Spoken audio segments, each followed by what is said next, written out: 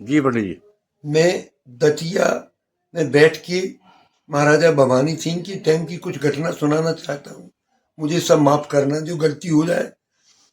पहले समय में राजा नगर में भ्रमण करते थे।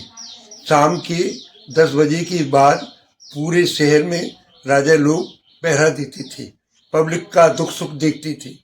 तो एक दिन की घटना है कि महाराज भवानी सिंह, भादों का महीना था और नगर में निकले और जाकर के एक मकान की छाया में खड़े हो गए। थोड़ी थोड़ी बूंदाबांदी हो रही थी तो वे अपनी लकड़ी का सहारा लेके खड़े हो गए। वहाँ एक महाराज माखन मिश्र जी रहते थे। वे महाभारत के प्रबल वक्ता थे, बहुत विद्वान थे। उनने अपने घर पे महाभारत सुना रहे थे। उन्हें कोई पता नहीं था कि मेरी कोई कथा सुन रहा था और राजा उसे संपूर्ण रूप से सुन रहे थे, राजा भवानी सिंह। जब उनने कथा अपनी बंद की तो कथा बंद करने के बाद महाराजा भवानी सिंह ने उनके मकान पे कुछ ऐसा निशान बना दिया कि कल किसी को भेजे तो वो मिल जाए।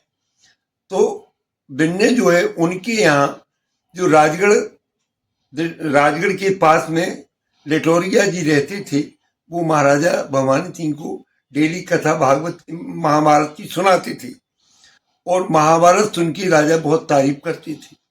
लेकिन एक दिन की घटना यह है कि बिन्ने कथा सुनाई और राजा ने तारीफ नहीं करी। तो उनने उनसे हाथ जोड़ के पूछा, महाराज आप रोज मेरी बहुत तारीफ करती थी, आज क्या कमी रही कुछ? नहीं बोले, महाराज जी कोई कमी नहीं रही, मैं प्रसन्न हूं आपकी कथा से। नहीं बोले, कुछ कमी तो है कि जो आपने आज मेरी तारीफ नहीं करी। तो राजा ने उस पर थोड़ा सा जवाब दिया कि महाराज कोई सुनाने वाला तो और भी है दतिया में। इतना कहा महाराज ने, महाराज चुप हो गए। इस पे वे ध्यान दे गए क्योंकि विद्वान की कला जानता है। उनने जाकर के माखन मिश्र के घर सवेरे पहुंच के उनको उनने बुरी तरह से ताड़ना दी और कहा, आप से एक ही अर्ज में इसलिए आपके घर आया हूं कि प्रातः काल यहाँ से आप रवाना हो जाना, नहीं तो मैं हाथी के पैर से बंधवा के खचरवा दूंगा।